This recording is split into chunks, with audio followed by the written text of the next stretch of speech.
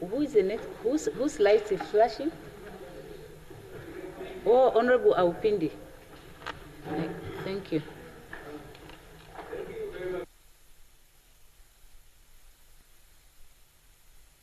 June 2025, I shall ask the Minister.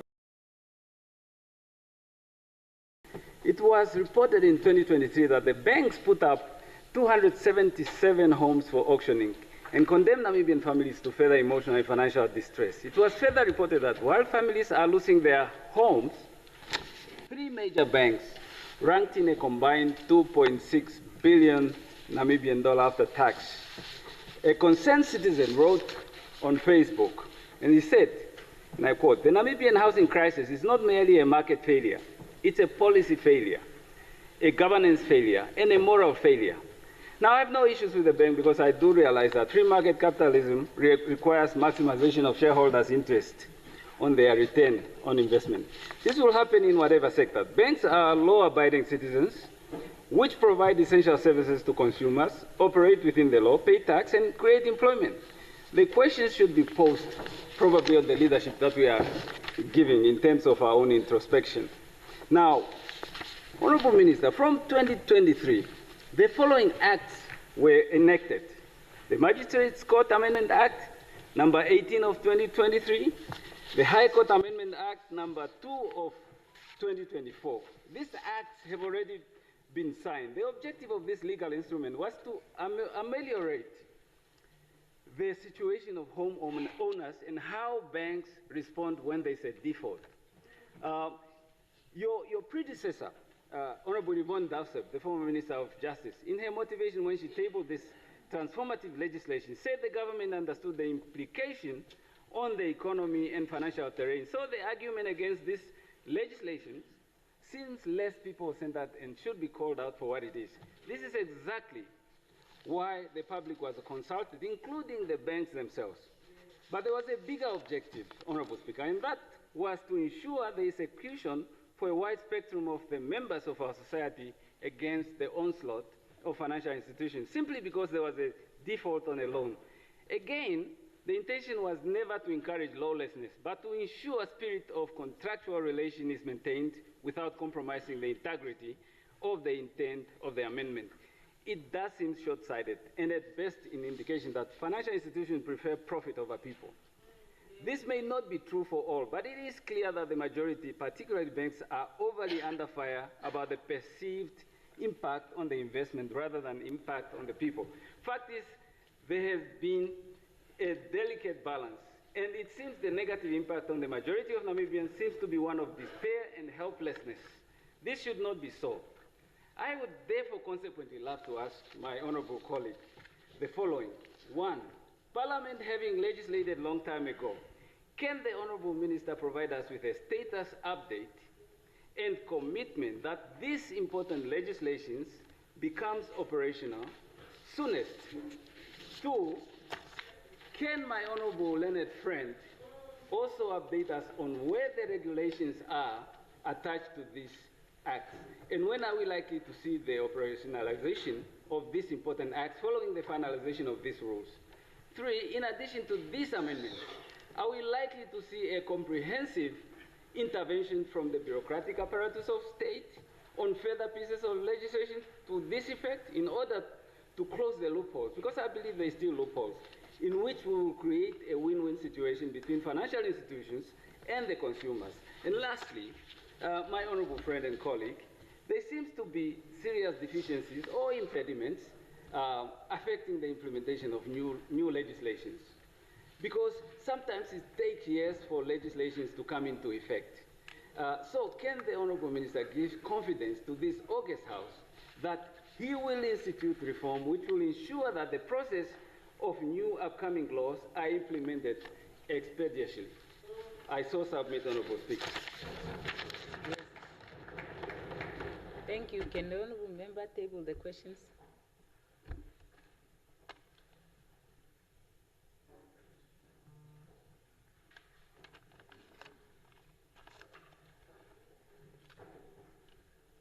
Yes, Honorable Fries. Thank you, Honorable Speaker.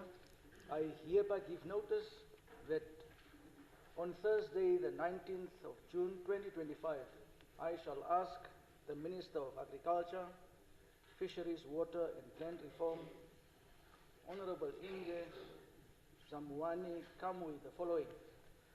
Illegal fishing has become a normal activity in the border region between Angola and Namibia, where foreign vessels often exploit limited law enforcement by going offline and evading detection.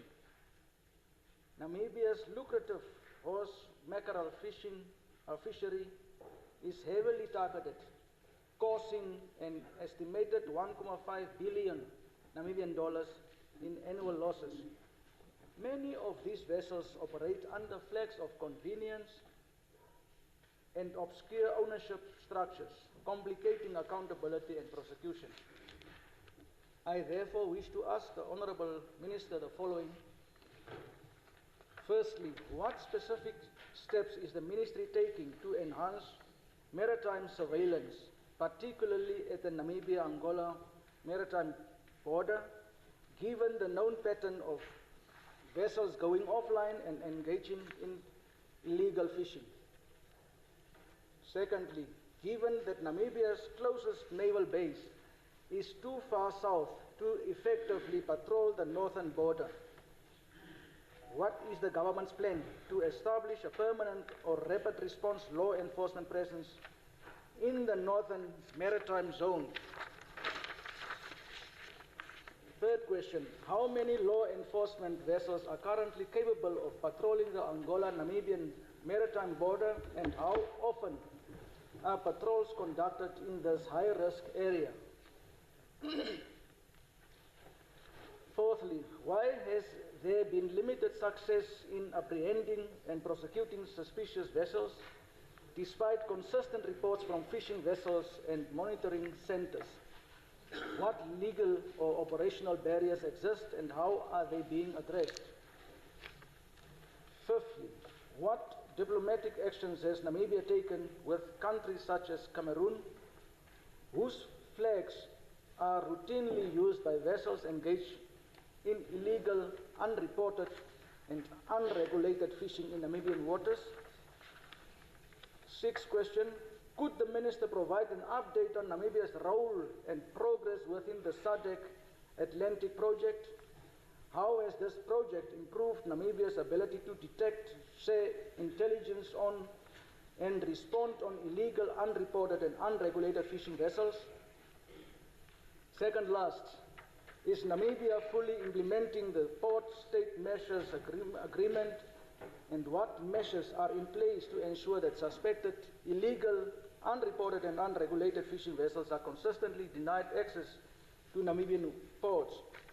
And the last question, with estimated annual revenue losses of 1.5 billion Namibian dollars due to illegal fishing, what is the Ministry's estimate of the cumulative economic impact of illegal, unreported and unregulated fishing on Namibia's fishing industry over the past 5 years? I so submit, Honourable Speaker. And a second question, which I give notice that on Thursday, 19 June 2025, I shall ask the Minister of Urban and Rural Development, Honourable James Sankwasa, the following. Windhoek residents could soon face up to 3% increase in electricity costs if the Electricity Control Board approves the City of Windhoek's latest tariff proposal. The municipality presented the proposed hike during a recent public consultation organized by the Electricity Control Board. The city is seeking a 4% weighted average increase for the 2025-2026 financial year, citing rising maintenance costs, staff shortages, and alignment with NAMPOWER's recently approved 3.8% bulk tariff increase. I therefore wish to ask the Honourable Minister the following. Number one, can the Ministry provide evidence-based justification for the City of Windhoek's proposed 3% residential electricity tariff increase, particularly in light of the city's claim that it already offers the lowest tariffs in the country? Secondly, given the city's assertion that increased costs are driven by a 60% population growth and maintenance demands, what long-term infrastructure investment plans are in place to sustainably manage these pressures without recurring tariff hikes? Question 3, has the ministry independently verified that the proposed tariff increases are proportionate and not being used to cover inefficiencies within the city's electricity supply operations? Fourth question, what specific measures will be implemented to shield vulnerable groups, including pensioners and low-income households, from the financial strain of increased electricity tariffs? And the last question, Honourable Speaker, in light of the frequent annual requests for electricity tariff increases, where 10.4% was proposed last year and 3% this year, does the ministry consider introducing a cap on annual tariff adjustments to help ensure affordability and stability for the residents?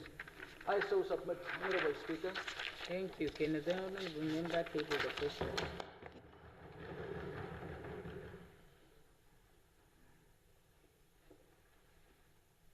Now I recognize Honourable Mbinge.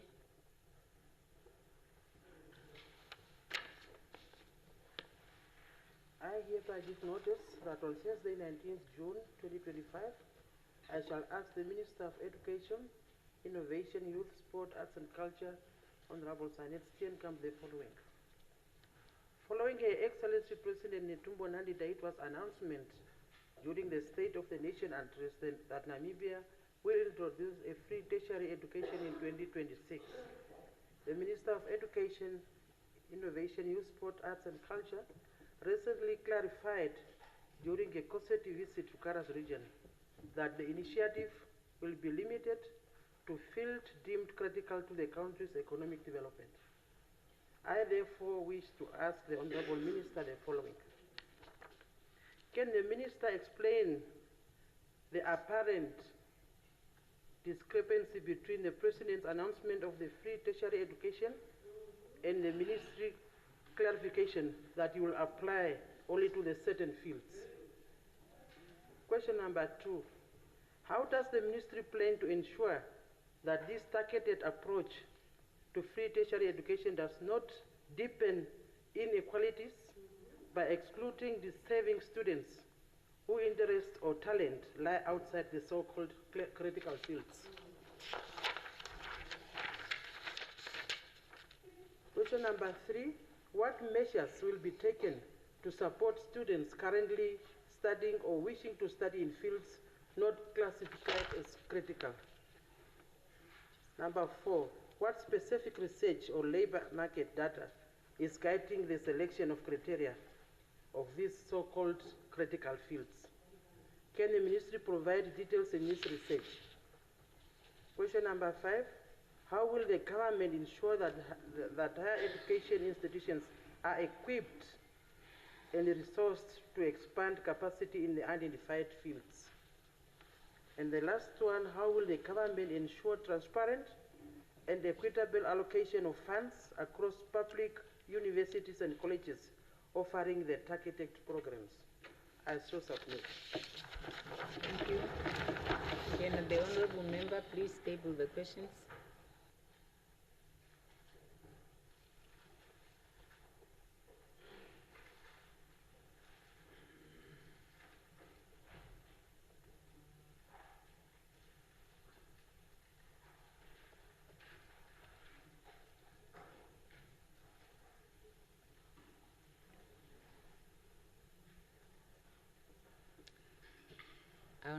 I now recognize Honourable Hengari.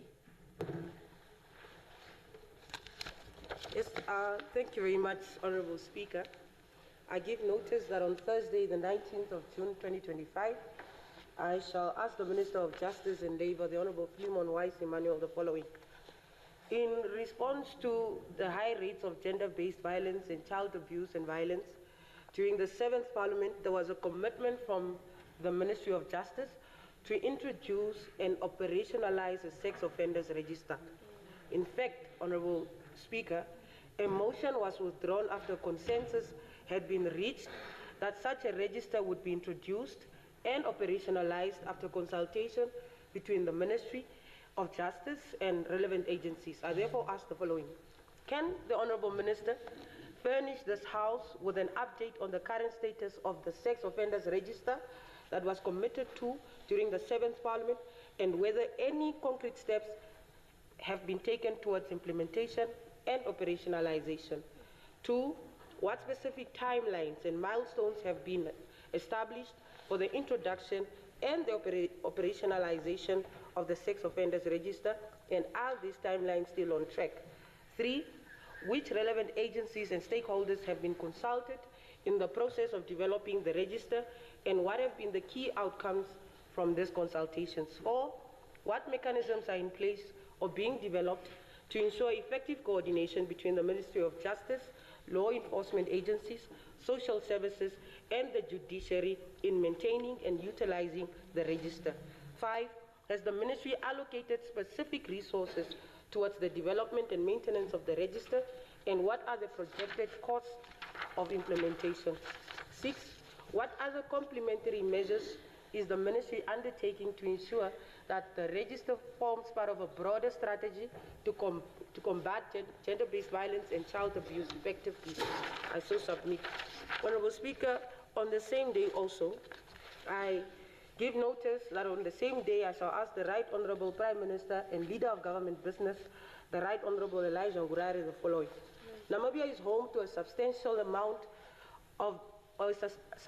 number of young, brilliant minds, capable individuals with innovative ideas that could drive the development of new industries, enable skills transfer, and generate high-value employment. Despite this untapped potential, our national response to the deepening unemployment crisis continues to rely disproportionately on the security cluster, namely the Namibia Defence Force, the Namibia Correctional Services, and the Namibian Police Force. Yes. Institutions whose primary mandate is to safeguard national sovereignty and not to act as employment agencies. Recently, Honourable Speaker, the Right Honourable Prime Minister publicly celebrated the recruitment of 4,310 young people into the security agencies from across all 14 regions. While this may provide temporary relief, Honourable Speaker, for a small number of job seekers, it raises serious and deep concerns about the government's long-term vision and economic planning. I therefore ask the following.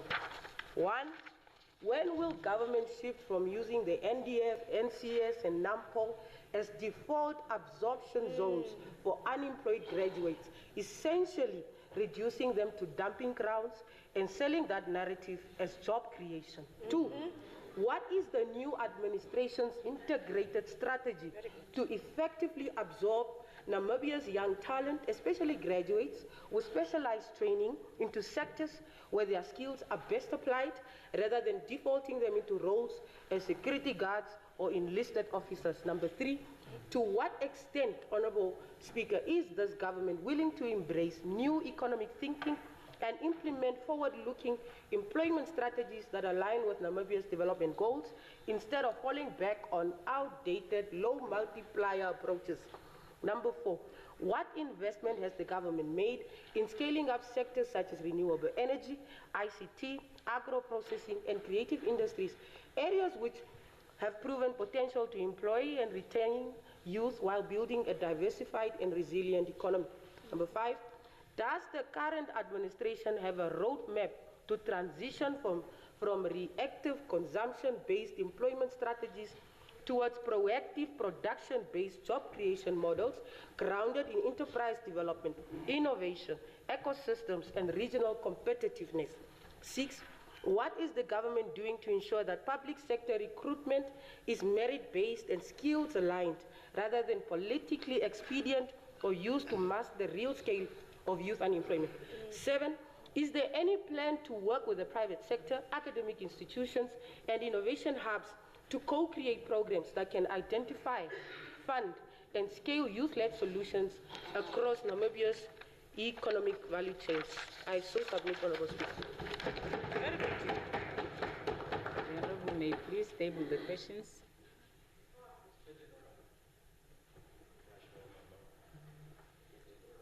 I now recognize Honorable Karonda. It's an urgent oral question, Madam Speaker. Oh, okay. May Yes, I see there are no written questions, notifications anymore. I may. Then I give the floor to the Honorable Karonda. You may pose your question. Thank you very much, Honorable Speaker. It's an urgent oral question to Dr. Lubindao.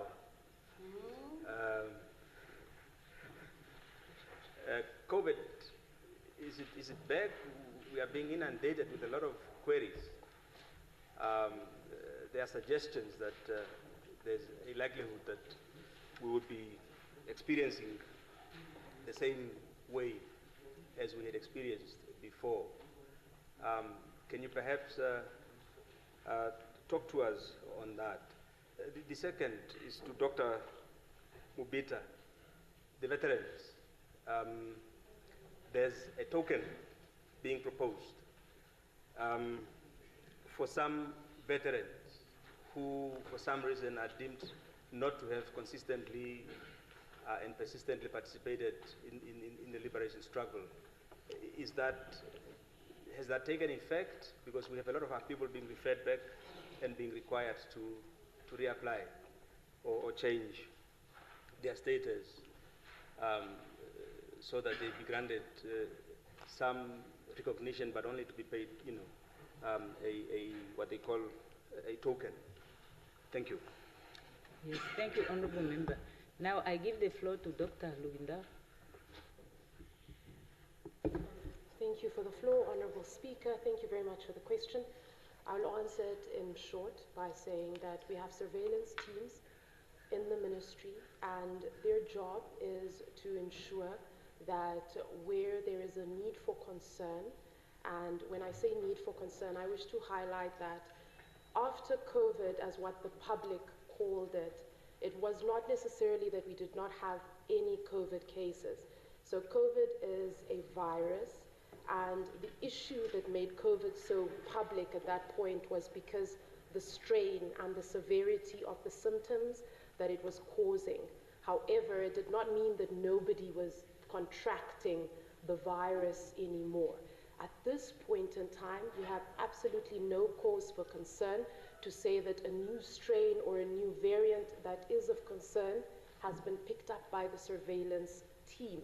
And so therefore, any current infections go hand in hand with the others that we've been picking up of common cold and other viruses, but we currently do not have any strains of concern. However, I wish to kindly reassure you that in the event that there is a strain to be worried about, our surveillance teams will be the first to notify the public and notify you on time as you do have the right to the necessary information. Thank you.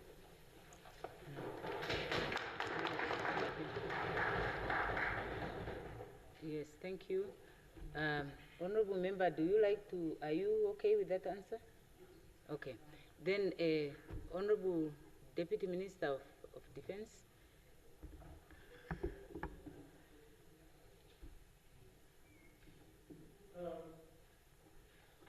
Thank you very much. Number one, the question is misdirected. I am mindful of Rule 129,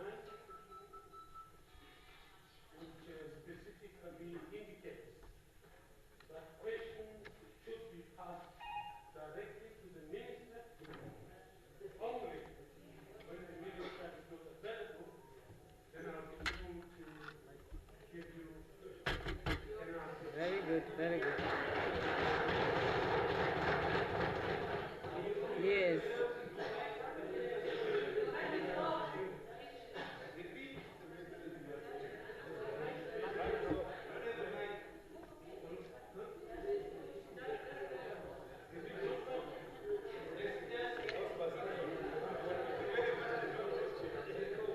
All right, I was saying, your question is appreciated but misdirected.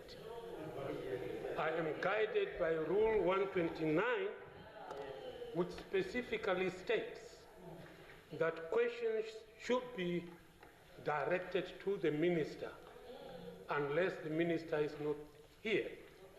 Therefore, for me to attempt to answer your question will not only be violating Rule 129, but it will be a gross disrespect to my minister.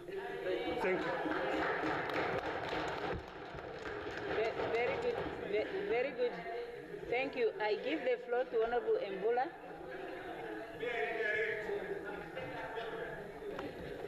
All right. Thank you, Honorable Speaker. It's actually an oral one. I hope it is an urgent one. And welcome to all the members of Parliament and yourself too. Honorable Speaker, I think shortly before we went on recess, we asked the question. I asked the question specifically to the Minister of Health as well as the Minister of Education.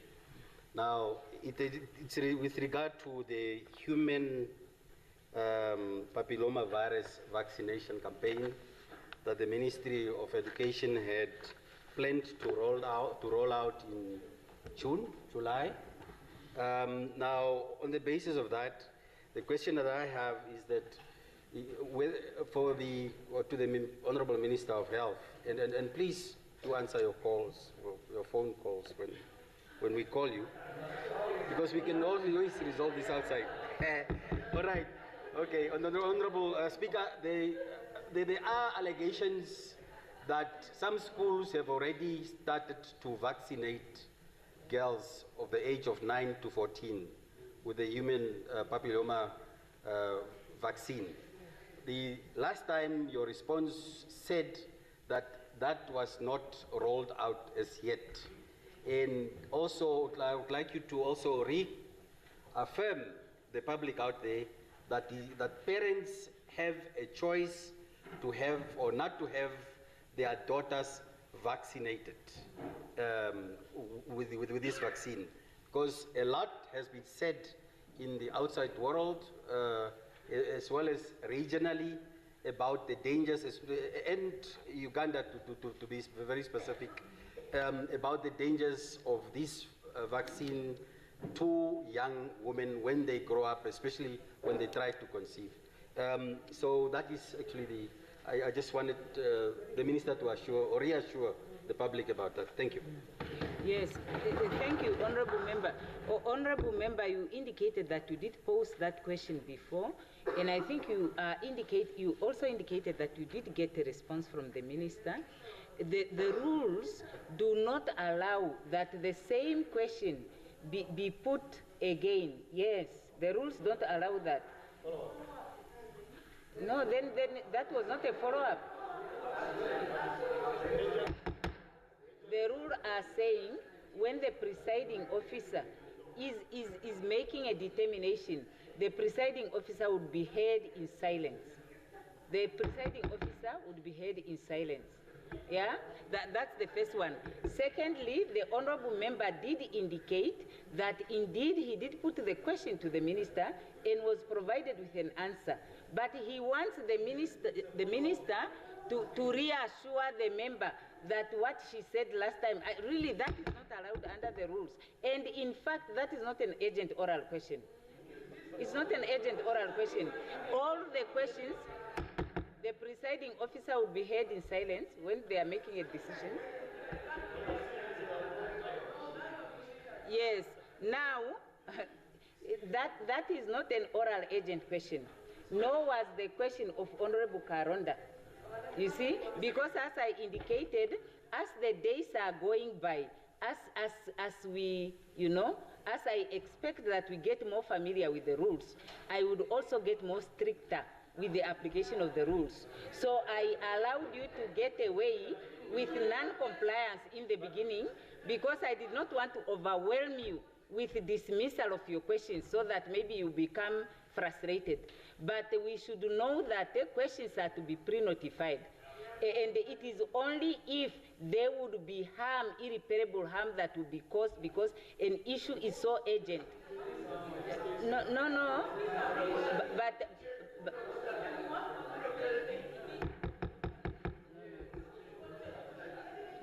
No. It was answered.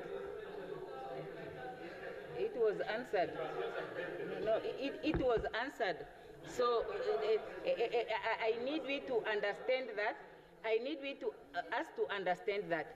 But no. I need us to understand that, Honorable Hengari, because you are an old member. Because I don't want the new members to listen to what you are saying and believe that you are correct. But I will give the Honorable Mvula the benefit of the doubt, because I said the presiding officer would behave in silence. I will give the honorable member the benefit of the doubt because of the seriousness of the issue. But I don't want people to think that when they jeer and complain when the presiding officer is making a ruling, the presiding officer will change her position. That will not happen. Okay? Now the honorable minister, please respond. Thank you very much for the opportunity to speak, Honorable Speaker. I would like to answer the question. I don't mind answering the question. I think it's a very pertinent one. I firstly want to make reference to my cell phone. There are proper channels of communication. If I do not pick up because we are dealing with something within the ministry, then there are channels through which you can go through. If you wrote a letter to my office and did not get a response, kindly submit that in writing and we will take it up. With that said, I would like to answer the question and state that, firstly, if you can submit to us, please, that is a very serious complaint, and one of the things we want to do away with is allowing people to speak with sometimes no facts, and it causes a whirlwind of panic. So the question is very simple. Please, if you can kindly submit the names of the schools where vaccination has started. We take that very seriously. We did make a commitment and we did state that vaccination has not yet started until we adequately educate the people of Namibia and the parents. In Cabinet, we had a conversation with Her Excellency where we were directed to go back and first educate the community prior to the commencement of vaccination. And so therefore, I once again wish to state, it is not an attack, it is to say that if you have the right information to say these schools have started vaccinating, please kindly submit that and we will take it up with the utmost seriousness. My colleague is here, Minister of Education, Information, Sports, Youth, Arts and Culture, and I saw she was nodding as well. To our knowledge, we are not aware that that has commenced. However, we want the same thing, and so if you can submit those names, we will take it up as a matter of urgency. Regarding the other comments that you made, I want to highlight that the Ministry of Health and Social Services was on TV last night. We were answering a lot of these things, but I will still address it because you raised it on a public platform, and we want the community out there who might share same sentiments to get the necessary answers. So the first thing is to understand that it is not a one side versus another when it comes to the human papilloma virus. We all want to get the necessary information to protect our children. We have demystified the myth time and time again that the HPV vaccine does not cause infertility. We have also stated time and time again that the HPV vaccine has been available in Namibia since 2007. Since 2007. The only thing was that at that point, it was only available in the private sector, which means only if you had medical aid could you take your child to get vaccinated. And at that point in time, some people, even those being very vocal, have brought their children to be vaccinated. However, it is crucial to remember, only thing that the government has now done is to say we want to equal the playing field and provide an opportunity for protection, not just to those that can afford private or medical aid, but to all Namibians. Allow me to end with this, Honorable Speaker. The same way it is not mandatory for you to vaccinate your child against polio, against measles, against this is no different. We have said it time and time again. There's a lot of misinformation going around saying nobody will force me to get my child vaccinated. Nobody is forcing you. We provide the necessary information, but as a parent, you have the final say to decide what you want or don't want for your child. I trust that answers your question. Thank you, Honorable Speaker. thank you, honorable members. Now I have two more members that have asked for the floor. I want to notify the members that in terms of Rule 135, only 20 minutes are allowed for urgent oral questions, and I hope that the honorable members who are asking for the floor are going to give written notices of questions. Yeah, now I give the floor to Honorable Lucato.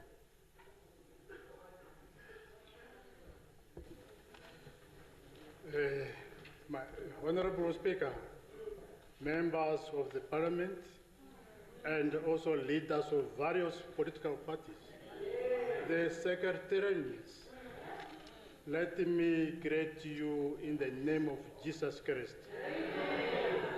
So I feel very happy to see you all smiling. Yes.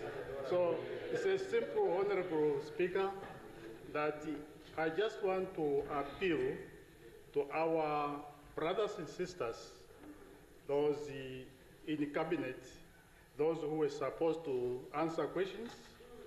In the previous weeks, months, we have posed a lot of questions, and I believe the reason of the delaying of answer questions, we were very, very, very committed with all the, I believe that. So, Honorable Member, what point are you raising on? What is the point? Only 1 second, I'm done. Okay, what point are you raising on? Yes. Yeah. This is straightforward. I just want to humble request that please. No, this is an opportunity for questions, honorable members. This is a question. Okay. Yes. What question is that? My question is this.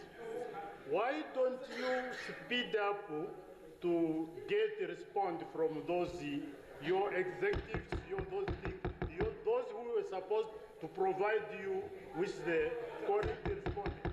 Yes, that is my question. Why don't you speed up? Yeah, that's my question. Okay, honorable member, can you? Yes, thank you. No. Speaker. Yeah. Yes. Honorable member, so your question was not directed to any person. So that is a request for clarification that we were supposed to seek from the presiding officer.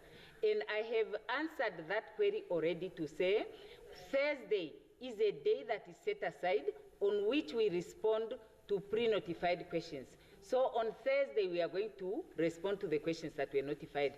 Now the last person is Honorable Thomas.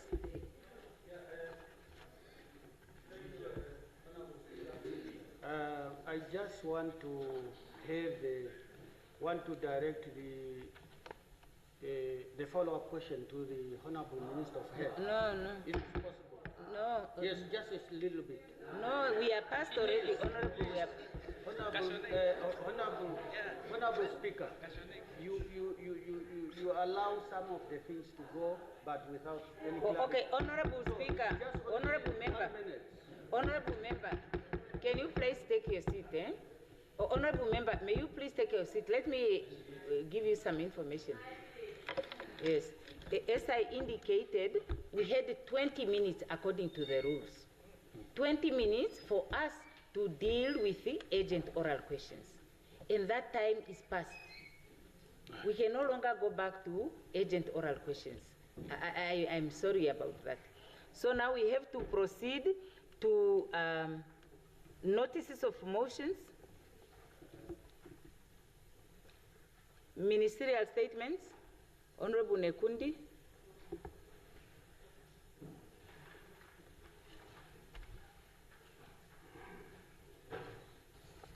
Honorable Mongo just look at me.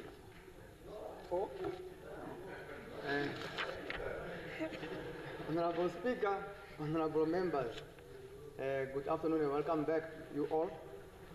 I rise before this August House today to address a matter of significance important to our transport sector and the fair implementation of our traffic laws, a matter that directly affects the livelihoods of thousands of Namibian drivers and the integrity of our law enforcement system.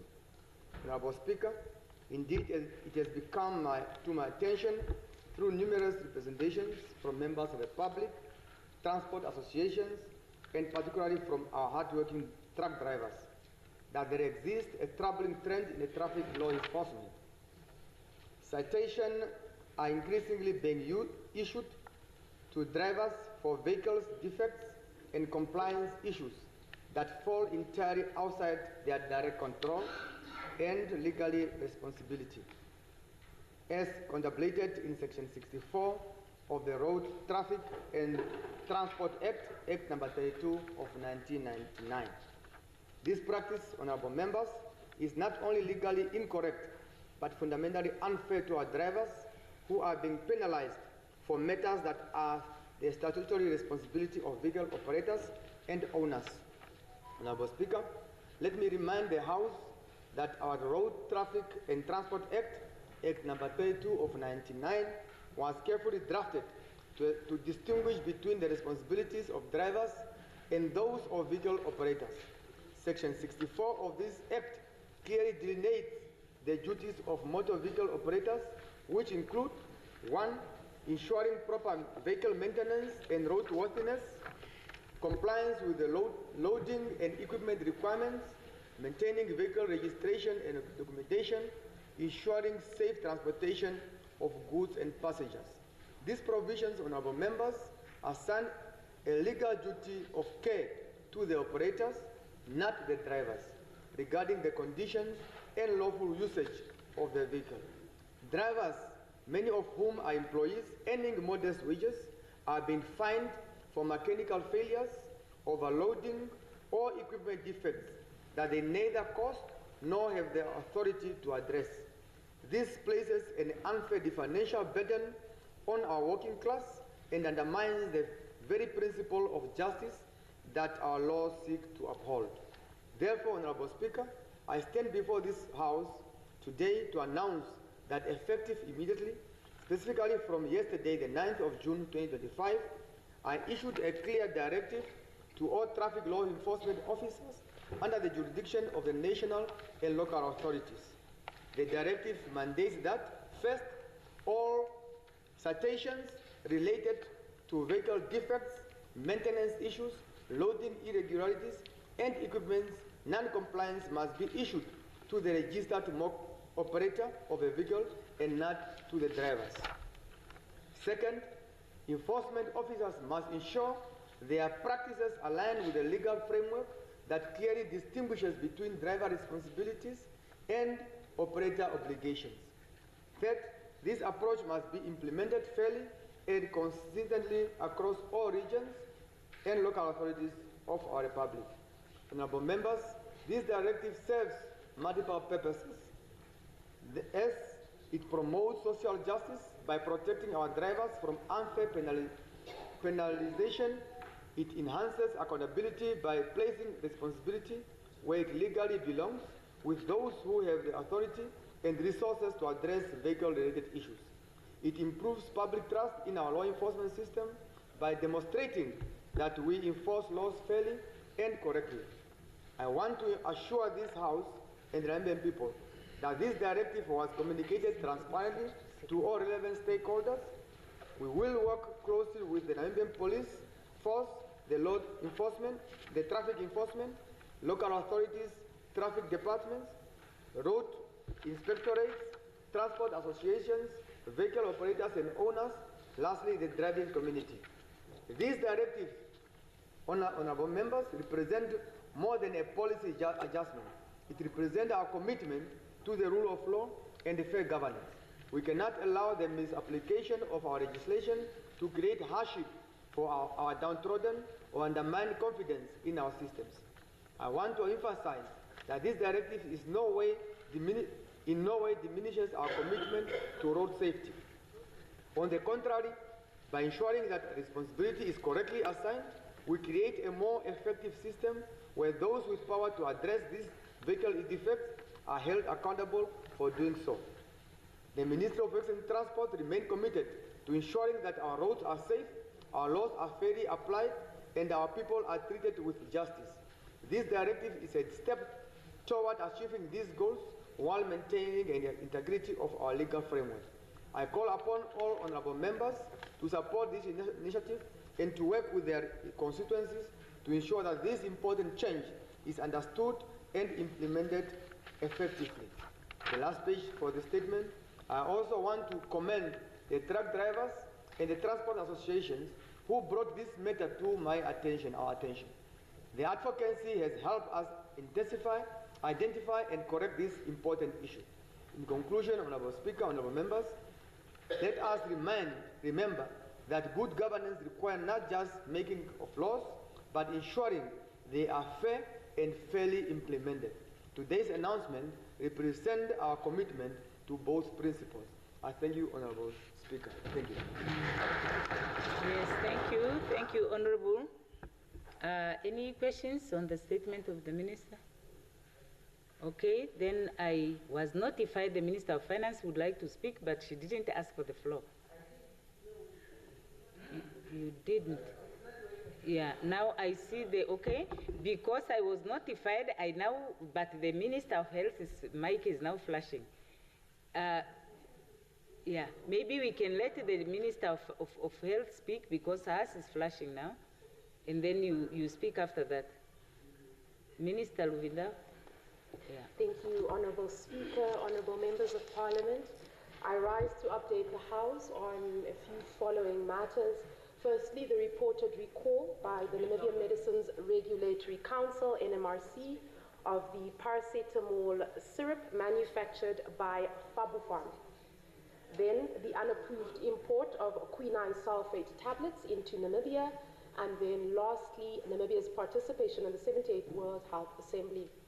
It is crucial to address these matters transparently and provide clarity to the House as well as the public in order to address misinformation circulating. I wish to emphasize that our commitment is to ensure the health and safety of all people in Namibia, and we take these reports very seriously. Firstly, regarding the Pharmaceutical paracetamol syrup recall, ensuring public safety. The safety and efficacy of medicines available to the Namibian public are of paramount importance. Recent reports concerning paracetamol syrup manufactured by Pharmaceutical have raised legitimate concerns, rightfully so. I would like to provide a clear and accurate account of the situation, as well as the actions that have been taken by the Ministry and the Namibia Medicines Regulatory Council, otherwise known as NMRC. Firstly, I want to state unequivocally that the paracetamol syrup manufactured by Pharmaceutical is a registered product listed in the Namibia Human Medicines Register. This registration confirms that the product underwent the necessary assessments and met the required standards for approval at the time of registration. I wish to highlight that. To ensure continued compliance, however, the NMRC conducts routine inspections of pharmaceutical manufacturing facilities all around the country. During a recent inspection of Pharmaceutical, the NMRC identified areas needing improvement in the company's quality management and quality assurance systems. According to the World Health Organization current good manufacturing practices guidelines, manufacturers are provided an opportunity to address concerns raised during inspections through a corrective action as well as a preventative or prevention action plan. This is typically a collaborative effort.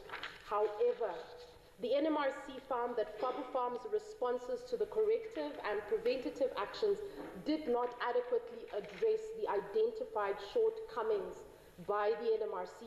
In light of this, and to minimize any potential risk of substandard oral liquid medicines reaching the public, the NMRC instructed Pharmaceutical to cease manufacturing of products on the affected production line until the identified issues are fully resolved. This decision was made as part of a comprehensive risk assessment to safeguard public health. The decision is not as a result of public concerns because it was taken prior to the utterances. It is also important to note that our Therapeutic Information and Pharmacovigilance Center has been diligently monitoring medicine safety. An analysis of pharmacovigilance data from 2012 to date reveals that among the 72 reports received, there have been no serious adverse events reported from the use of paracetamol. only 2 reports involved oral liquid paracetamol, and neither of these reports reference specific brand names. These vigilant activities are an essential component of post-marketing and safety surveillance, supporting the regulator in managing risk as well as responding effectively to medicine safety concerns. The Ministry of Health and Social Services fully supports NMRC's actions on this particular matter. Our priority is to ensure that all medicines available to the Namibian people meet the highest standards of quality, safety, and efficacy. We are working closely with Pharmaceutical to ensure that they address the identified issues promptly and thoroughly. The manufacturing line will only be reinstated once NMRC is fully satisfied and all necessary improvements have been made and the risk to public health has been eliminated. Regarding now the unapproved import of quinine sulfate tablets, upholding regulatory standards is important. This issue I wish to address regarding the reported unapproved import of quinine sulfate 300 milligram tablets. Once again, at the start of this statement, I wish to highlight, as I continuously say, we all want the same thing. These reports are concerning, and I want to assure this August House, as well as the public, that the Ministry, through the NMRC, has taken immediate and decisive actions as follows. The NMRC Secretariat became aware of the matter on the day it was released on social media. Immediately, inspectors contacted customs officers to gather specifics and trace the consignment. The following day, NMRC and NAMRA officials conducted a fact-finding mission at the Central Medical Stores, where they confirmed that on the 16th, Corences Trading as West Pharmaceuticals imported a consignment of quinine sulfate 300 milligram tablets manufactured by Africure Pharmaceuticals. The consignment details are as follows: batch number 00553, manufacturing date December 2024, expiring November 2027. However, several serious contraventions of the Medicines and Regulated Substance Act 2003 were noted. Firstly, Section 18, the prohibition of sale of unregistered medicines. The imported quinine sulfate is not registered in Namibia. Its sale or distribution is therefore unlawful. Section 27, Council may authorize sale of unregistered medicine. No authorization was issued by the Council for the sale or for the importation of this unregistered medicine. Exemption under Section 45. No exemption was granted by the Minister or any other authoritative figure to permit the import of this unregistered medicine. Regulation 37, unauthorized port of entry. The product entered Namibia through the Ngoma border post, which is not a designated port for pharmaceutical imports. Deviation from approved marketing authorization holder. The importer was approved to import the registered brand from Aspen Pharmaceuticals, South Africa, but instead imported an unregistered brand from Africure Pharmaceuticals, India. These contraventions are unacceptable and represent a serious breach of regulatory framework. Our initial investigations revealed that although the Ngoma border post is not a designated port, there were previous instances where communication between enforcement officers was used. However, for this specific consignment, no such communication was able to be verified. This incident has highlighted the critical need to deploy medicine inspectors at ports of entry and decentralize the regulatory oversight, which is currently being performed by a total number of only 6 inspectors based in Windhoek for the entire country. Corrective actions are needed and are actively being explored collectively across the board to address the gap in border control and inspection for medicines and related substances. In terms of the Medicines and Related Substance Control Act of 13 of 2003, the company that imported the consignment may be prosecuted. Additionally, in terms of the Public Procurement Act 15 of 2015, the same company may be debarred. Thus, these are some of the corrective actions that will be explored. The legal committee dealing with the matter in accordance to the sections and relevant regulations of the Act will make their submissions for final resolutions. All parties found to have contravened the Medicines and Related Substances Control Act will be dealt with accordingly. No special treatment will be observed at the expense of the Namibian people. I wish to assure this august House that the Ministry is taking this matter seriously. We are committed to holding those responsible accountable for their actions or inaction, ensuring that such incidences do not reoccur and not merely offer a one-time solution. Namibia's participation at the 78th World Health Assembly, lastly, addressing misinformation. I wish to inform this august House on Namibia's participation at the 78th World Health Assembly and use this opportunity to address misinformation about the work of the World Health Organization. For context, I wish to inform that the World Health Organization is merely a specialized agency of the United Nations, only responsible for public health. It is the primary directing and coordinating authority on international health within the UN system. Its core function is to work with its member states to promote health, keep the world safe, and serve the vulnerable. It is vital to understand that the World Health Organization is a member state-led organization. Its direction and policies are determined by 194 member states, including Namibia. It is not an independent entity making decisions and policies, but rather a collaborative platform where countries come together to agree and address global health challenges. There, I want to mention very importantly that decisions that have been taken at the World Health Assembly are those such as passing regulations regarding observing, for example, World Cervical Cancer Day, World Breast Cancer Day, other things such as concerns regarding countries that perhaps are using limiting healthcare as a war tool, such as in Palestine and other territories, and their member states gather together, vote on these, and pass resolutions according to member states. Concerns have been raised that the World Health Organization endorses unsafe vaccines or operates with a Western agenda aimed at depopulating the African region. I want to state clearly that these assertions are unequivocally false and stem from a misunderstanding of the World Health Organization's government. All policy strategies and the administrative and budgetary work of the World Health Organizations are approved by 194 member states. The highest decision-making body is the World Health Assembly, to which Namibia chaired Committee A. The World Health Assembly convenes annually and comprises representatives from all member states. Decisions are made by member states, including Namibia. Namibia actively participates in the World Health Organization's governance structures, and I wish to state that the World Health Assembly is no different. I thank you.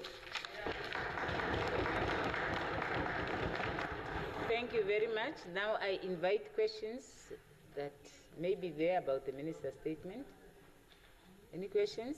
None? Yeah, Honorable, is it Honorable Kambala? Who? Oh, it's not flicking. I don't know what is going on. Okay. Yes. Yeah, good afternoon, members and Namibians. I just had a question on the minister's statement. Your statement, you identified key shortcomings, such as border patrol and so forth. I mean, border inspectors. Now, since the ministry identified those shortcomings, perhaps one also want to hear in terms of what are you then doing in the interim to safeguard Namibians in the interim, as I know you might still be procuring other medicine and other medical equipment. What are we doing right now to ensure that the shortcomings with the number I'm trying to understand, but then now the interim, what are we doing to ensure that the ones that are finding quick ways to import medicine and medical equipment in the country, do no longer have an opportunity to do so. Perhaps just to give us that assurance that we have A, B, C, and D in the interim, but the long-term vision is to put up a, yeah, I don't know. But the idea is just to give us in the interim, what's happening in the interim right now. Thank you. Thank you. Yeah, Honorable Hengari.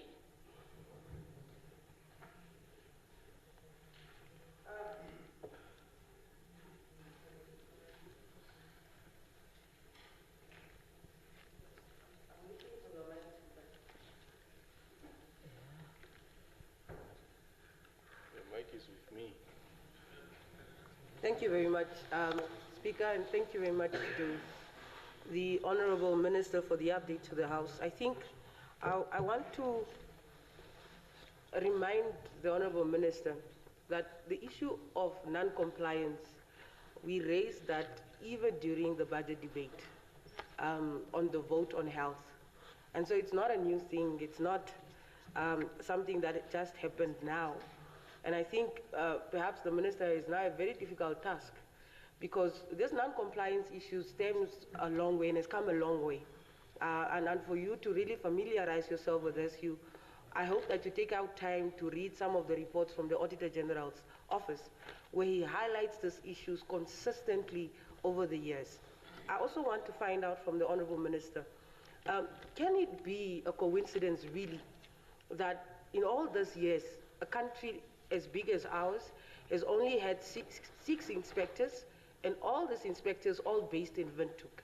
So I think it speaks to the fact that this is an organized cabal, and these individuals work together and they know each other. I hope that as part of the corrective measures that are going to be taken, that these individuals that have been found guilty and found to be outside of the law or having acted outside of the law will lose the opportunity to supply our country with medicine.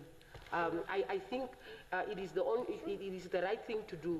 It's the only thing that we can do to protect ourselves and to protect the most vulnerable in our country. I hope that we are able to review some of our policies that allow, in fact, our procurement laws that allow for these individuals to consistently get tenders that supply medicine, to consistently provide and supply, or be a supplier, in fact, to government. Thank you very much, Honourable Speaker. Yes, Honourable Shitana.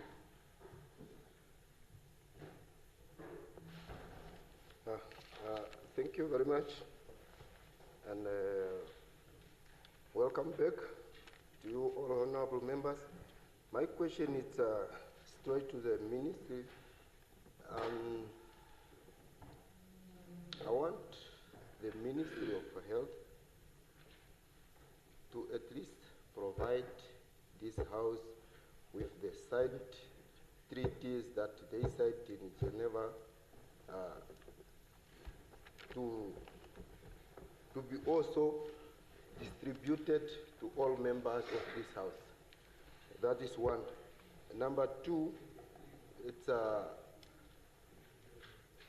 because as we are delegating the ministry, obvious she has to get a document from Namibia that gives the right that this is a position of Namibia and this is what we are contributing in terms of internationals. So can she also provide this House with the document she took there and the document she signed there? We need it in this August House. I thank you. Honorable Hangula. Thank you. Yes, thank you very much, Honorable Speaker, and welcome back all honorable members.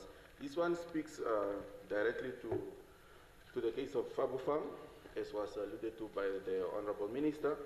And I would just like to bring attention to media reports that says that this was not the first time in a period of 6 months that allegedly Farm facilities were found to be wanting. I just want to ask, is that indeed true, and does your ministry know that this for a fact, or can you dispel that myth if it is a myth? Secondly, how often are these inspections really done? Not just on Fabufam but other manufacturers as well?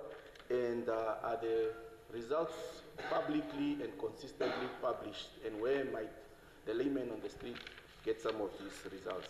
I thank you, Honorable Speaker. Thank you. I now give the floor to the Minister of Health to respond.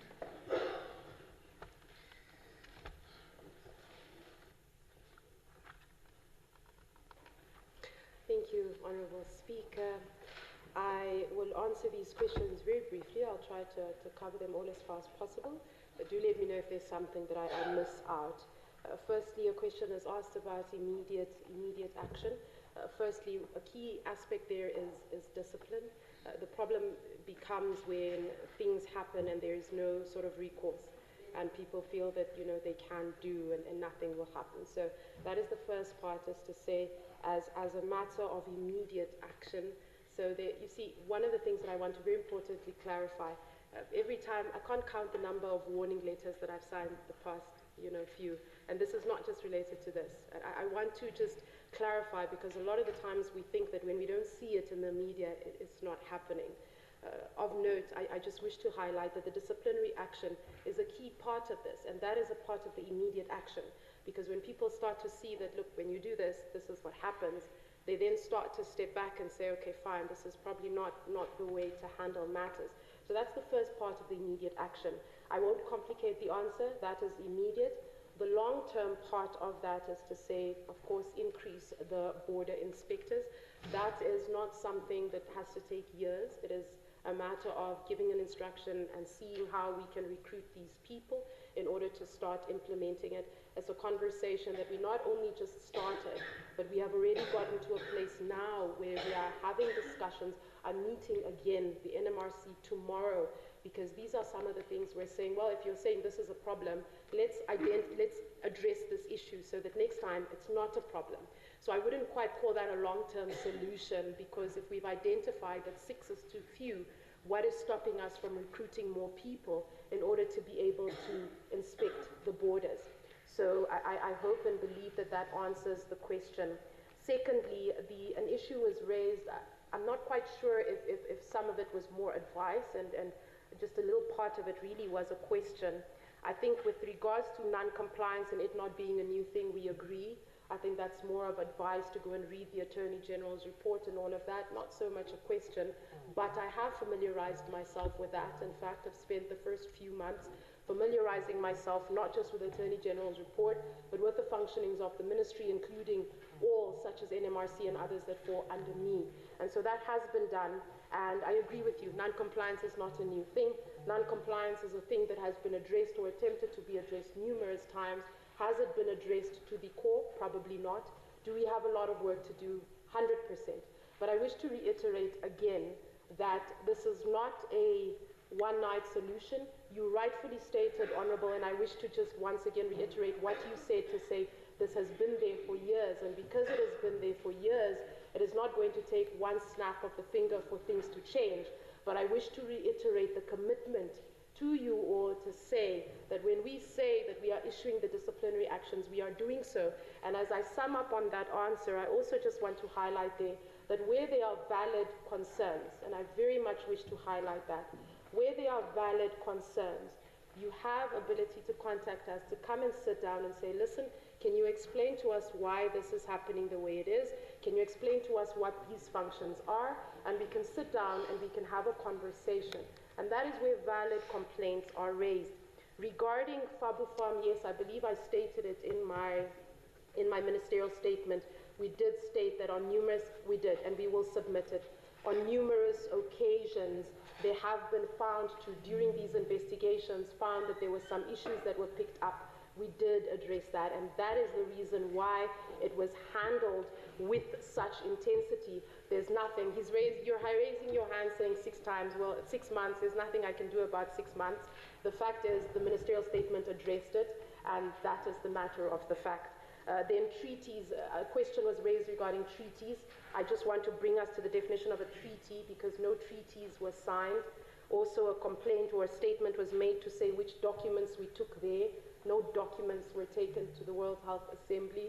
I wish to just highlight that it's important that we just educate ourselves on some of these things so that when we have a conversation regarding any documents such as the pandemic agreement or whatever else the case is that came from the World Health Assembly, firstly, we will provide those documents. We are already providing it to Cabinet, so we will gracefully bring it as well to Parliament. In fact, we will make it available, and I say this publicly, to any Namibian that wishes to have access to it. We will make it available for the public. And I also just wish to highlight there that all the proceedings of the World Health Assembly are available. So you don't have to trust my word. You can go to the World Health Organization's page and you can watch all the proceedings that took place at the World Health Assembly and the supposed treaties that we signed, and bring it back to the House and we will have a conversation. Thank you. Yes, thank you. I give the floor to the Minister of Finance.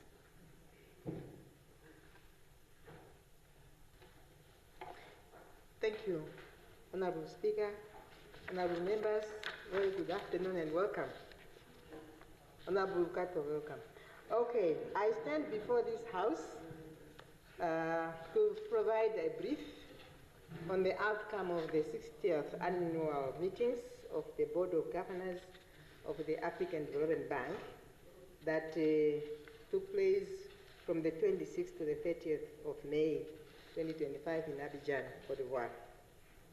The annual meetings were held under the theme of making Africa's capital work better for Africa's development, and it emphasizes the critical need to optimize the continent's financial resources to drive sustainable growth and development.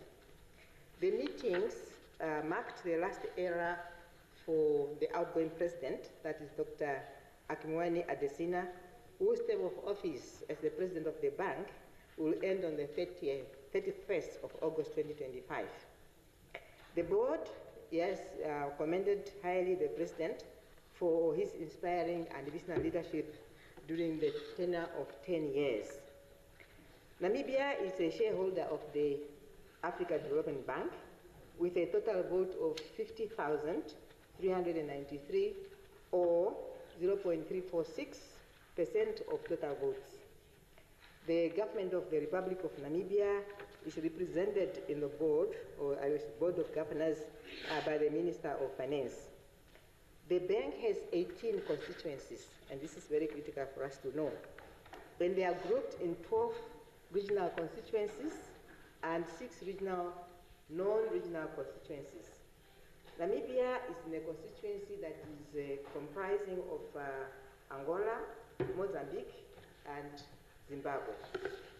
And currently, Namibia holds the position of a senior advisor in the constituency office.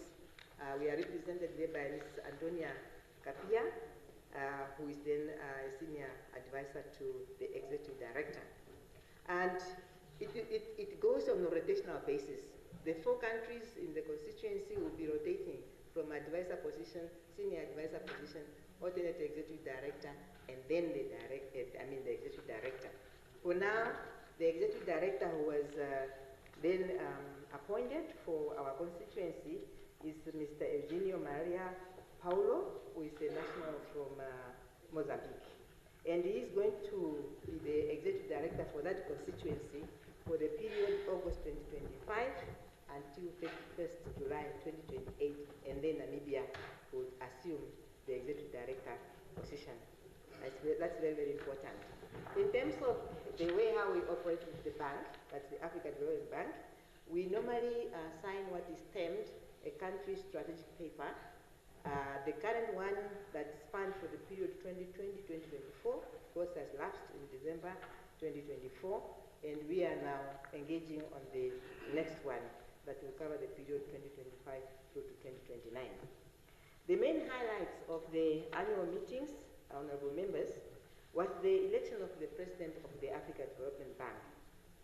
And I wish to inform this August House that the governors elected Mr. Sidi Ould Taha, who is a citizen of Mauritania, as the president of the African Development Bank for a period of 5 years, effective from the 1st of September 2025.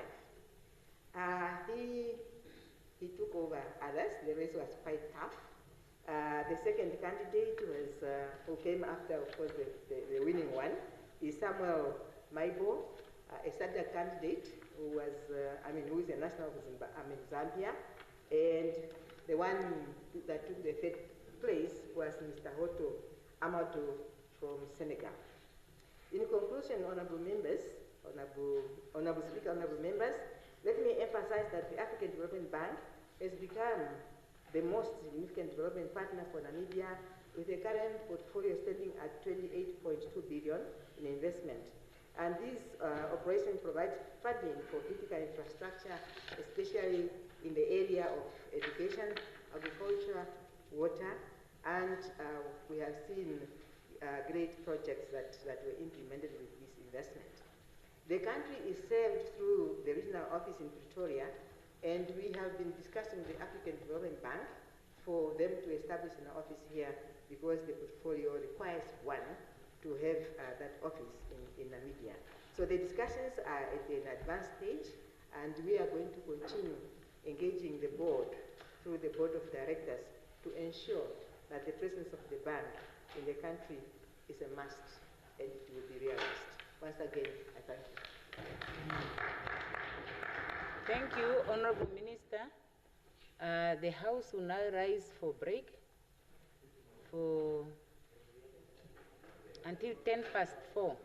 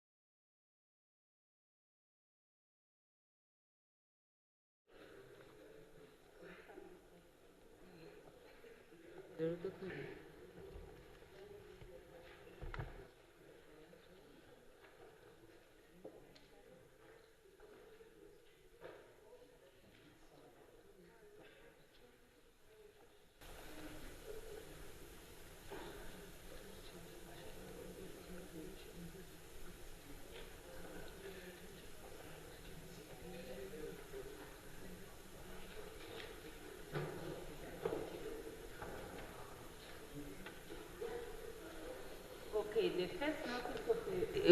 the first item is a notice of a motion by Honorable Hengari. Does the Honorable Member move the motion?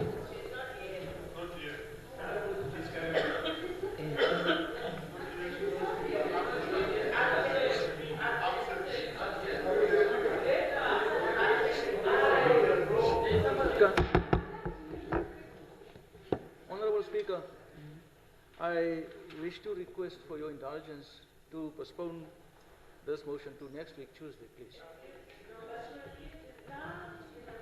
That is okay. So there is a request to adjourn the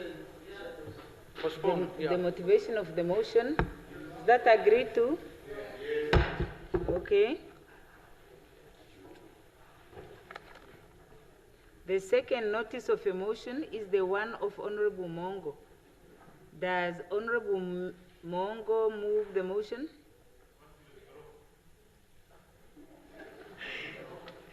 I move the motion. Okay, who seconds the motion? Any objection? Agreed to. The Honorable Member now has the floor.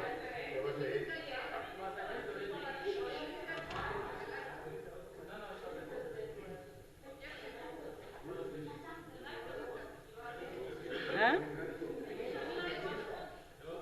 Where? Who is objecting? I didn't see anything. Who is objecting? Is there someone objecting?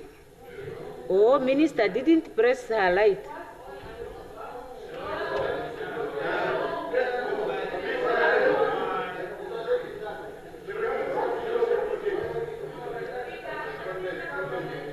Yeah, Honorable. Yes,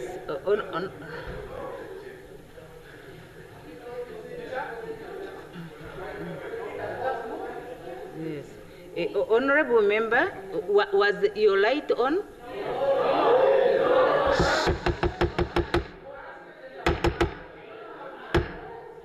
I am posing a question to the Minister of Health, whether her light was on, whether I asked whether there were any objections. So the Minister's light was on. So,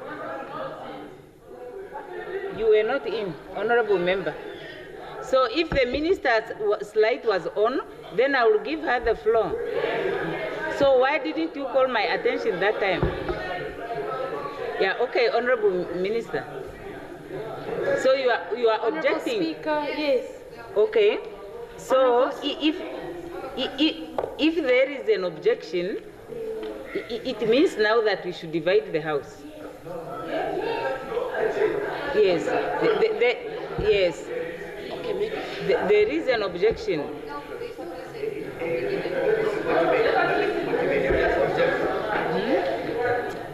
So we...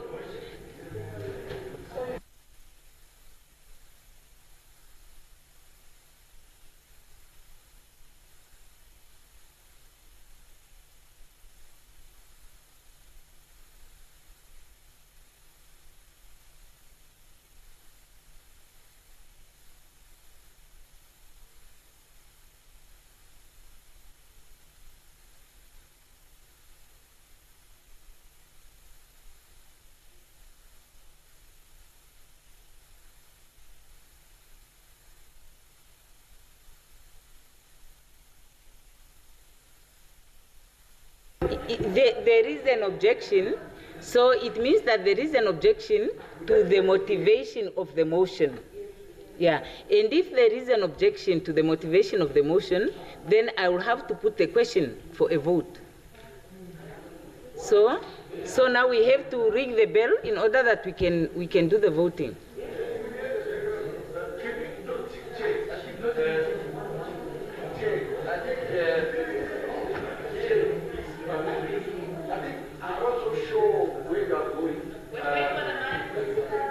Honorable member, okay.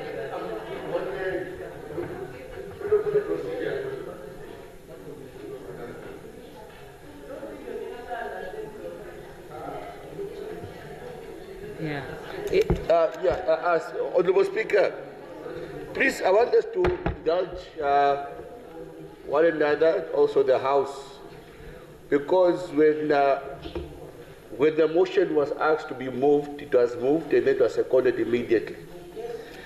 Now, I'm not so sure how we are entertaining an objection after a motion was moved and seconded.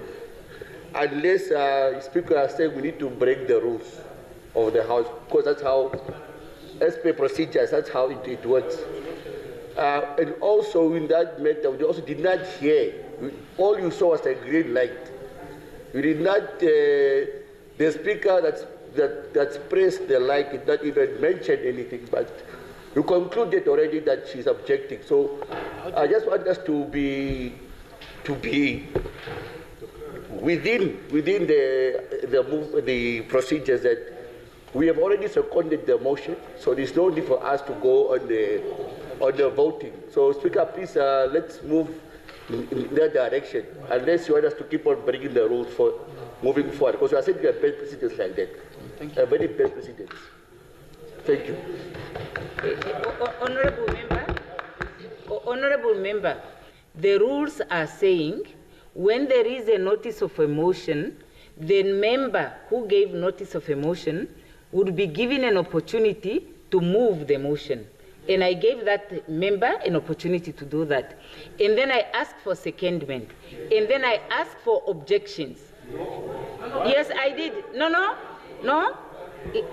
The rules are saying, you are talking about compliance with the rules. You don't argue with the chairperson when they are making a ruling. So I asked for objections. And I am told by more than one person on this side that when I asked for objection, she did put up her hand in order to make an objection. But I have to admit, I didn't look that side.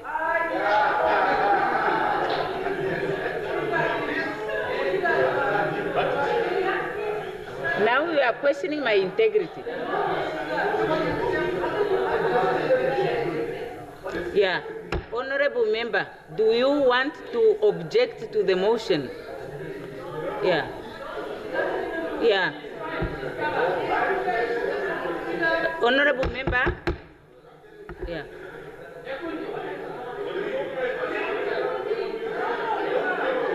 You have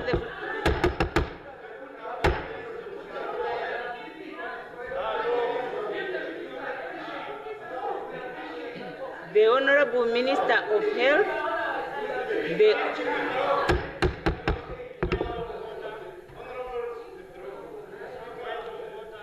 Can we have order in the House?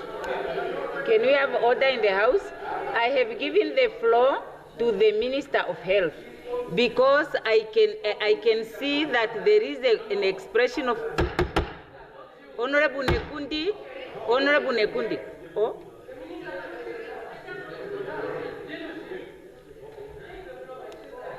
So I am asking a question to the Minister of Health.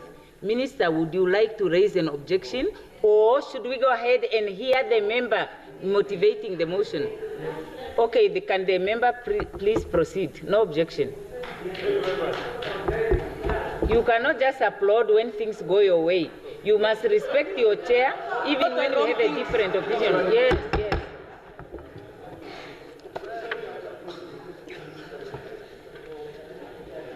Honorable Speaker, honorable members of this August House. Very good. The Director General of the World Health Organization, Dr. Procedural, articulates that health is the most precious asset of any nation.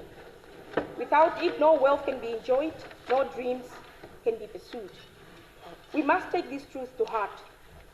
There is no health system that can be allowed to be sacrificed at the altar of commercial gain nor can we as a House continue to tolerate institutional silos that prevent the effective governance of healthcare education. Accordingly, honorable members, I am driven by a profound sense of duty, both to the Namibian people who have entrusted me with a mandate to represent their hopes and aspirations in this House, and of course, to the integrity of our healthcare system, an individual who is passionate about healthcare. Therefore, I rise to table this motion addressing the unregulated proliferation of nursing and health training institutions in our country. Very good. Honorable Speaker, honorable members, Namibia is experiencing an unprecedented surge in the number of nursing schools and health-related training institutions. At face value, this may very well appear to represent growth in the access to education and the expansion of professional opportunities. However, honorable members, upon closer scrutiny, this rapid and unprecedented expansion has exposed dangerous systemic failures, the consequences of which are beginning to manifest in our hospitals, clinics, and health facilities nationwide. The current institutional framework is dangerously fragmented. Individuals with commercial motives are registering training institutions as businesses through the Ministry of Trade and Industry without any thorough scrutiny of the nature, quality, or public health implications of their services. With business license secured, they proceed to seek curriculum approval from the National Council of Higher Education, often receiving a green light with little to no coordination with the health sector, the very sector they seek to operate in. Subsequently, these entities approach the Ministry of Health and Social Services for memoranda of understanding, which grant their students access to already overburdened public health facilities for clinical practice. Not only are our health facilities burdened by the overwhelming traffic, but it comes at the expense of patient privacy at times. This regulatory dissonance has created a loophole which allows the unchecked commercialization of the nursing profession. The Health Profession Council of Namibia, which is the very body tasked with ensuring educational and professional standards in health, is left sidelined, forced to engage with institutions that are already operational by virtue of approval from other authorities. Its mandate to protect the public and uphold the quality of training is being undermined by the absence of a unified national framework for the regulation of health training institutions. Honorable Speaker, honorable members, the impact of this disjoint system is both immediate and long-term. Our public hospitals are now overcrowded, not only with patients, but with nursing students from multiple institutions, many of whom are inadequately supervised or supported in their clinical learning. Professional nurses are overwhelmed, expected to mentor dozens of students in settings not designed for such high volumes. The result is a ticking time bomb of underprepared graduates, some of whom may enter the workforce without having mastered the essential and basic competencies of nursing practice. Even more troubling is the quality of teaching in many of these institutions. I have it in good authority that underqualified tutors are being employed to teach students, including individuals who themselves hold only diploma-level qualifications. Honorable members, it pains me to say this, but these conditions make a mockery of the rigorous, disciplined, and scientifically grounded training that the nursing profession demands. We must also confront the erosion of academic standards in admissions. Today, there are institutions willing to accept students who have not met the basic academic requirements, some with grade 10s or 11 results, so long as they can offer or they can afford to pay tuition. This is a very dangerous precedent that we are setting, colleagues. When the health of our citizens rests in the hands of poorly trained practitioners, the consequences are not just professional, they are more likely than not fatal. In addition to the serious systemic failing already highlighted, I must raise a deeply troubling concern regarding the Namibia Qualification Authority and its regulatory role in the accreditation of health training institutions. The NQA, which is entrusted with upholding the integrity of our national qualification framework, appears to have adopted a concerningly passive stance when it comes to identifying and shutting down non-compliant institutions. Many of these so-called training centers operate without full accreditation, yet continue to enroll unsuspecting students under the guise of being in the process of NQA accreditation and continue to line their coffers both at the expense of students and potentially the public at large. Very good. We must further also query whether it is truly acceptable that the NQA relies on public reports and whistleblowers to expose these institutions instead of proactively investigating and rooting them out. Why must we wait for the public to suffer before action is being taken? Section 10 of the NQA Act number 29 of 1996 mandates the authority to monitor the quality of education and training and ensure compliance with accreditation standards. This is a statutory obligation. By failing to act assertively, NQA is allowing institutions that are driven purely by profit and self-interest and not by educational merit to flourish. These institutions often do not meet the minimum criteria required to ensure the safe and ethical training of health professionals.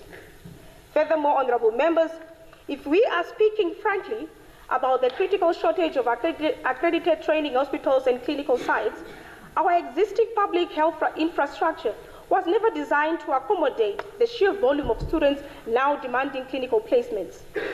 We can therefore see the consequences as clear as day. Our clinical sites are not only overwhelmed, but students are also being denied supervised practical experience.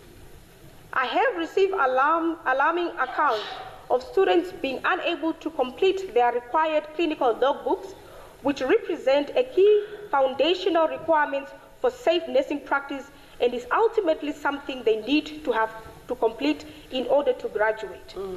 As a result of this overflow of students at clinical settings, I am reliably informed that many have been pushed by their circumstances to forge signatures just to meet qualification requirements. I am certain that we can all agree that this is unethical and dangerous.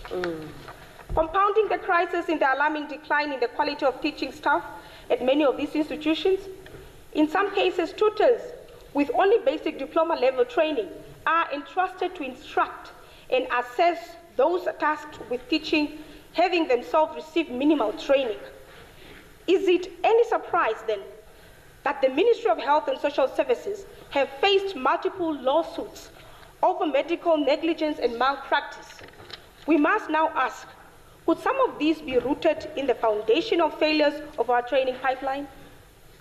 The reality of the matter is, when students are poorly trained, inadequately supervised, and left to fend for themselves in overcrowded hospitals, patients' safety is inevitably compromised. We are not only risking the lives of our citizens, but also damaging the reputation of our healthcare sector. Moreover, the Nursing Council of Namibia has previously issued a set of directives aimed at curbing the unchecked expansion of nursing and midwifery training institutions. These measures were intended to serve as emergency guardrails to prevent the further degradation of training quality. The directives include a cap on student intakes. All approved educational institutions are limited to enrolling no more than 50 students per campus per year. A single annual intake policy. Each institution is permitted to conduct only one intake per calendar year. A moratorium of new campuses. No new nursing or midwifery campuses are to be opened until further notice, except for those that were already formally approved before the directives. Mandatory evaluation before registration. Effective January 2025, all locally trained nursing and midwifery graduates must pass a formal evaluation administered by the Nursing Council before they can be registered to practice. These are sound policies on paper, honorable members. However, they have not been meaningfully implemented. Despite the cap on enrollments, we continue to see institutions exceeding the student intake limit with impunity. Some have introduced multiple intakes per year, directly flaunting the one intake rule.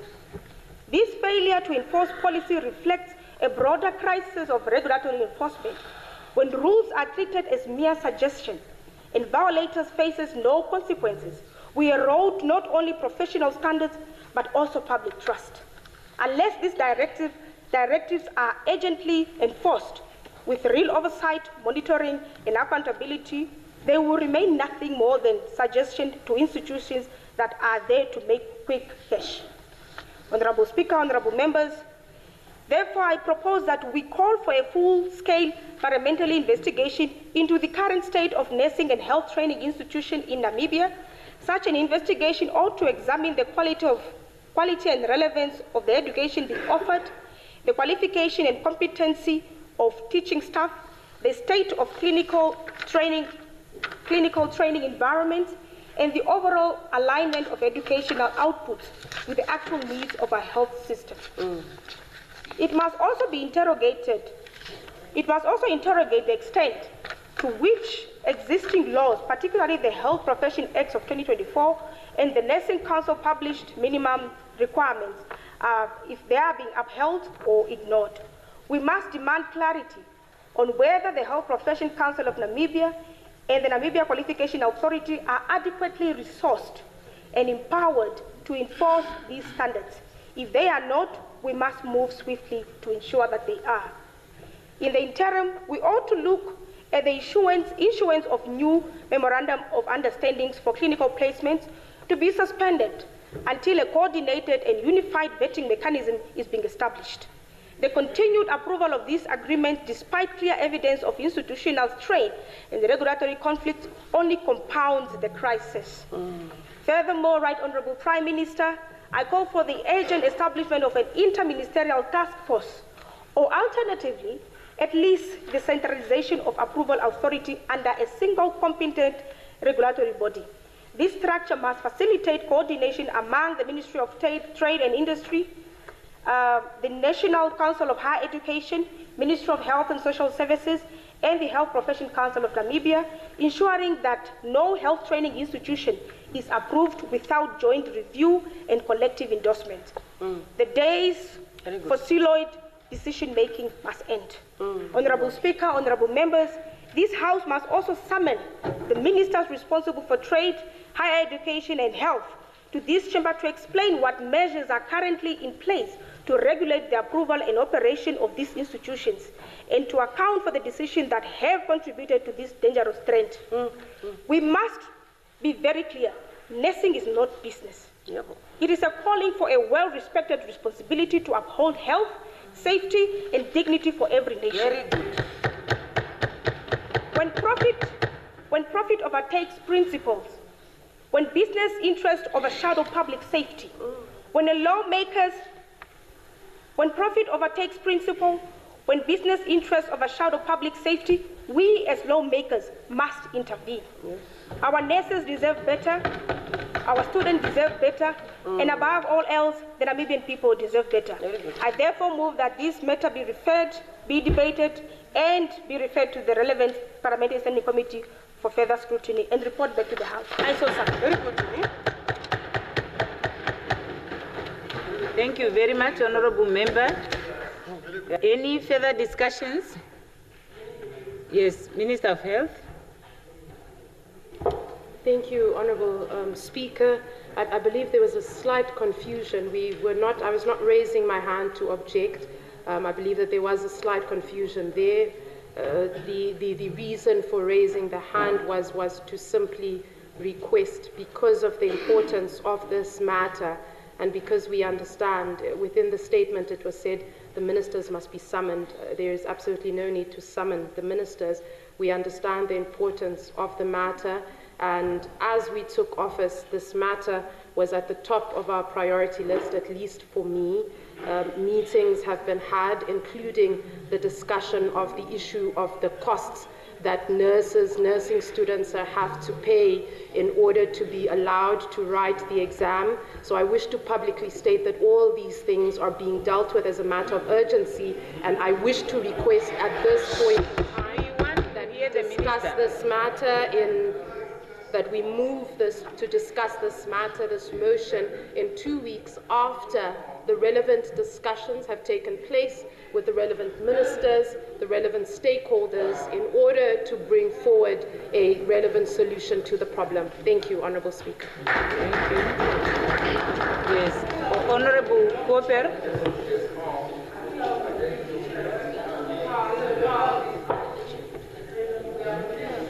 Honourable Speaker, I wanted to understand from the Honourable Minister, is she postponing the debate? Until when is she postponing the debate? Because I wanted to... Now, Minister must just rise without those explanations and say she postpones the debate for till when?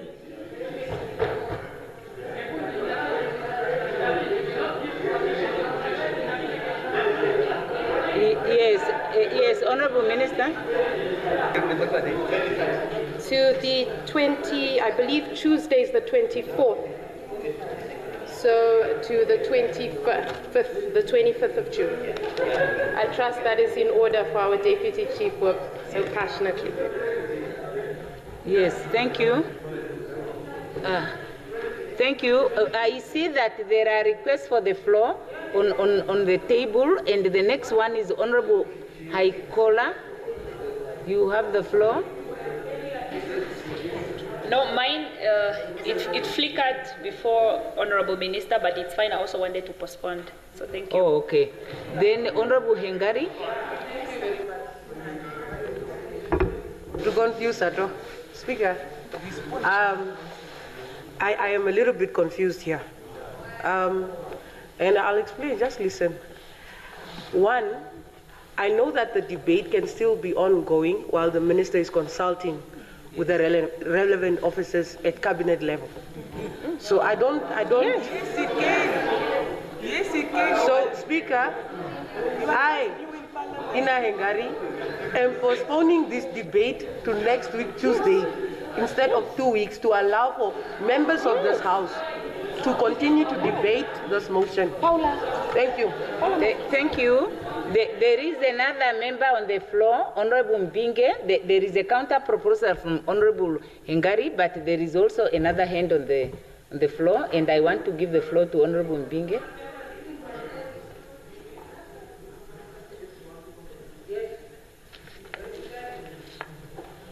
I raise in full support of the motion.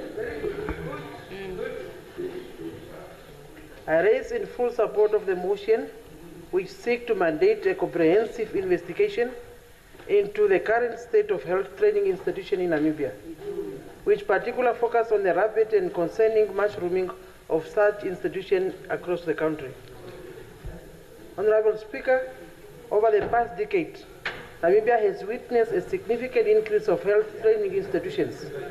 While the growth of educational opportunities in principle to be commended, the fast and unregulated nature of this growth has raised serious concerns regarding the quality, the relevance, and the integrity of healthcare education in our country. According to the Namibian Qualification Authority 2024, between the years of 2015 to 2024, the number of institutions offered health-related programs more than doubled, increasing from 12 registered institutions in 2015 to over 30 by the start of 2024. Honourable Speaker, honourable members, allow me to share with you some current problems regarding the quality of these health training institutions in Namibia. According to a 2023 survey of the Namibian Nurses Union, 42% of public and private healthcare employers reported that newly graduate nurses and allied health professionals exhibited serious deficiencies in basic clinical competencies. Similarly, the Health Professions Council of Namibia, in their annual report of 2024, revealed that failure rate among graduates from institutions in professional board examination were significantly high averaging from 38% compared to 12% of the graduates. Honorable members, such outcomes underscore the reality that fast expansion of health training institutions is outperforming quality assurance and is placing the public at risk. Poorly trained healthcare workers compromise patient safety, diminish trust in healthcare system, and eventually erode public health outcomes. Another issue of concern is whether the programs being offered by these new health training institutions are aligned with the actual demand of the Namibian healthcare labor market. The Namibian Labor Force Survey 2023 reported that while there remains a shortage of specialized medical professionals such as pharmacists, psychotherapists, and laboratory technologists, there is now an oversupply of generalist qualifications in nursing and community health work. This mismatch between educational output and labor market demand is contributing to both graduate unemployment and underemployment within the health sector. Furthermore, many programs have not integrated current advances in demand in health technology. Digital health competencies or modern interdisciplinary approaches of elements critical to preparing a workforce capable of responding to 21st century healthcare challenges. In conclusion, we cannot afford to allow market forces and inadequate regulations to compromise the training of those entrusted with our citizens. I therefore urge this August House to adopt this motion and to refer it to the relevant parliamentary standing committee for thorough investigation and report back. I so submit. Yes, thank you, Honorable Member. Okay, so now there was an adjournment. There were two proposals for adjournment, one by the Minister of Health and another one by Honorable Hengari. But I can't recall the date. What date the Minister proposed? 25th. And what date did the Honorable? Next week, Tuesday, which is what day? The 17th. So we adjourn until the earliest day, so that the Honorable, until the 17th, and then the Minister can adjourn it to the 25th if the Minister is not ready to make a contribution that time. I don't see any other hand on the floor, so it's agreed. Okay. Now,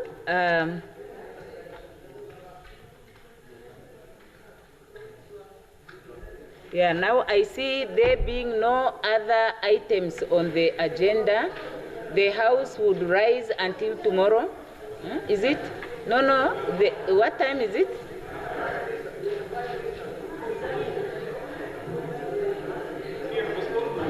So the Prime Minister is now called upon to adjourn the House until tomorrow at 14 hours 30.